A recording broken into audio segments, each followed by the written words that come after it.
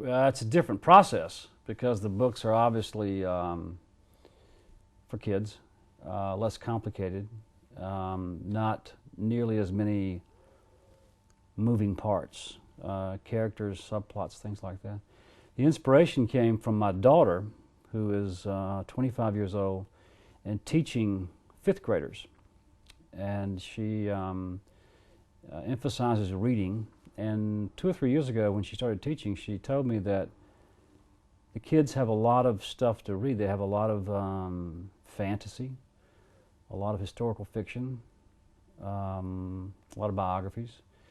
But she could not find any really good suspense for the kids.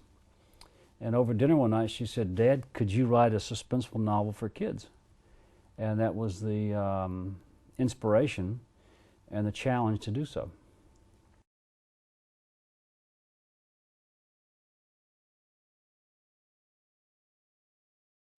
David worked in a law firm with like 600 lawyers. My firm was basically me.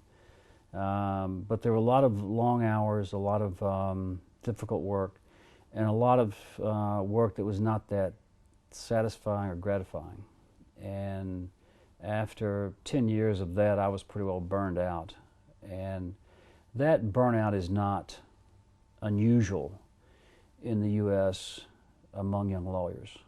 The profession is intensely overcrowded, very competitive, and you see a lot of guys burning out quickly.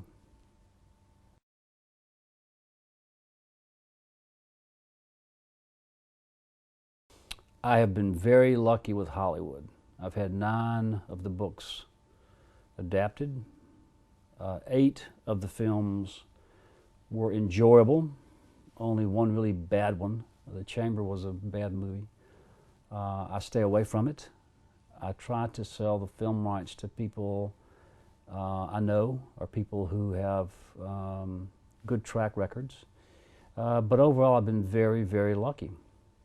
The best adaptation is The Rainmaker, which was filmed in about 1995 by Francis Ford Coppola, and it was a very faithful adaptation from the book and my favorite movie. I also like A Time to Kill, which is my first book and one of the first movies. But again, they're all fun to watch. I don't get involved in making the movies because I don't know how to make movies. I don't go to the set anymore. I don't, hang out and try to tell the director how to make the film. That's not what I do. I sit back and watch it like everybody else and hope it's good.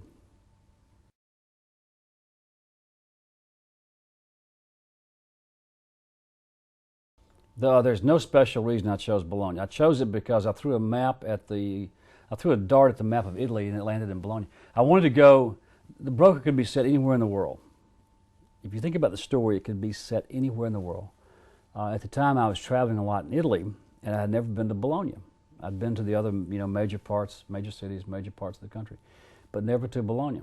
And so this is what writers get to do with a lot of stories. You can set them anywhere and go there and do the research. So I had to go to Bologna for weeks at a time and eat and drink all the great wines, and it was really tough research, but I pulled it off. I managed to do it and write the story.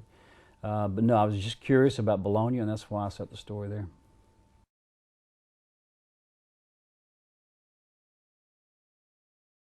Well, I think about all my favorite books. Bleak House by Dickens is probably my favorite book about the law. I couldn't write that because it's 1,000 pages. First of all, I can't go that long. One book that's always inspired me to write great suspense is Little Drummer Girl by John le Carre, but I couldn't write that book because I didn't live in that world. The Grapes of Wrath, probably, by John Steinbeck, is one of my all-time favorite books.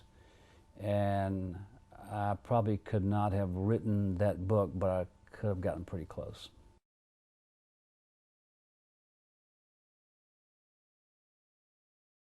So far, I've been lucky, and there's been no shortage of ideas.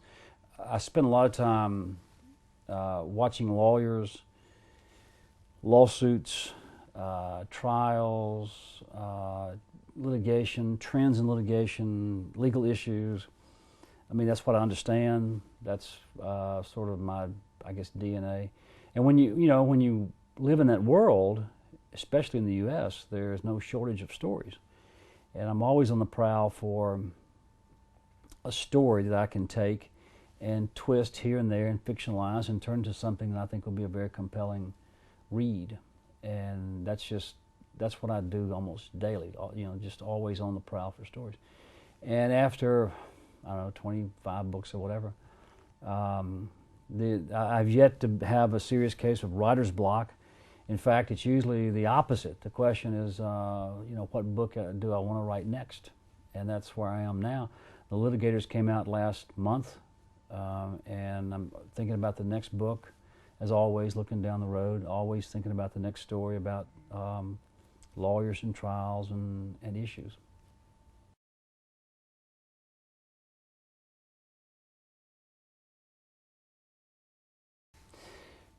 Well, after 2 dozen books, I'm not sure how many, and the benefit of time, as time goes on, I can look back and tend to favor some books over others. My favorite book is still the first book, for a lot of sentimental reasons.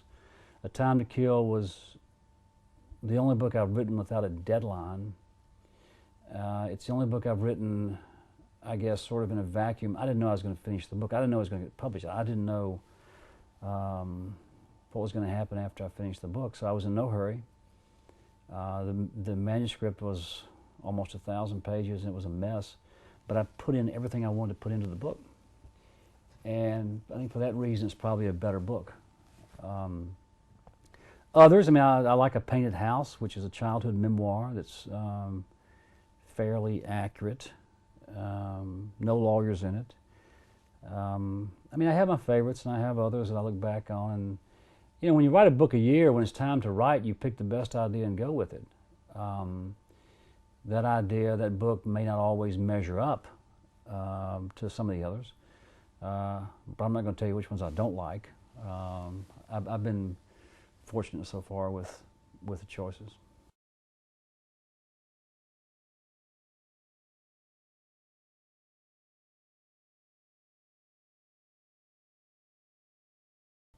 Most lawyers in the U.S.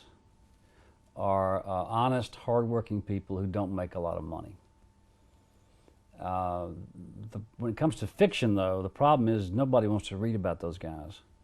You want to read about the crooks, the guys who steal the money, the guys who cut corners, sleep with their clients, steal money, fake their own deaths, all the kind of weird stuff that lawyers do get into.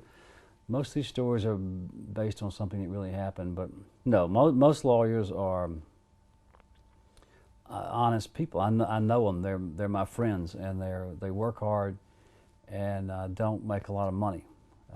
But again, on the record, most lawyers in the U.S. are honest people.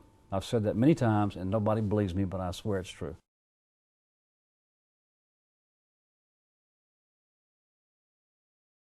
It was a wonderful honor to win the Harper Lee Prize because, first of all, she endorsed the prize. Miss Lee is now probably 85 years old and not in great health. Very reclusive and doesn't say much. The book is such a integral part of Southern culture because growing up as a child in a segregated society like I did, I understood the issues, understood the people in that small town in Alabama. I was in a small town in Mississippi. I loved the book as a child, as entertainment, and I appreciated the book as a student, as an adult, for far more serious reasons. But I hope the award becomes something prestigious, and I was honored to win it. Now that you mentioned that book, that's the one book I wish I'd written, To Kill a Mockingbird. Yeah, that's my answer. belated.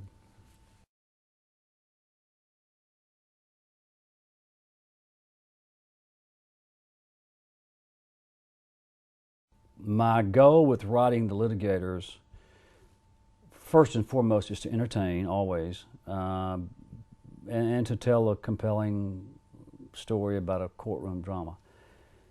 With The Litigators, though, I deliberately try to be as funny as possible, and there are a lot of funny scenes in the book. I do that occasionally with really serious legal suspense books, and more often than not, the humor comes out in the editing process because it's not really appropriate. But I love the humor, and with the Litigators I was able to pull out all stops and create as many funny situations as possible.